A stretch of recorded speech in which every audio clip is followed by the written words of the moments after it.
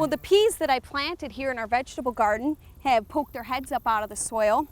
I had placed this wire screen over the top of them to create some extra shade, and this also helps cool the soil, protects our seeds while they're germinating.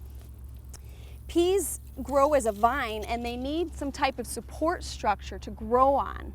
You could plant seeds along a fence row that provides a very nice structure, or you could use a variety of materials to create a trellis or other structure for the peas to grow on.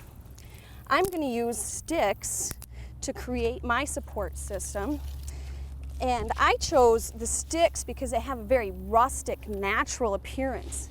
But the practice of using branches to stake plants has actually long been used in English gardens to stake perennials. Now when you're staking perennials, you want the tops of your branches to be about 6 inches beneath the mature height of your plant. With peas, this isn't so much of a concern. We just need a nice support system. I'm going to use some smaller branches to guide the peas toward our support system. Pea staking creates a very natural look to the garden, and when used with perennials, the plants quickly hide the support system. Best of all, the materials are free. We hope you've enjoyed this classic from the Oklahoma Gardening Vault.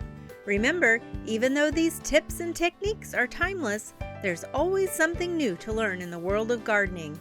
By subscribing to both Oklahoma Gardening and OK Gardening Classics, you'll have access to a wealth of gardening knowledge, both classic and contemporary.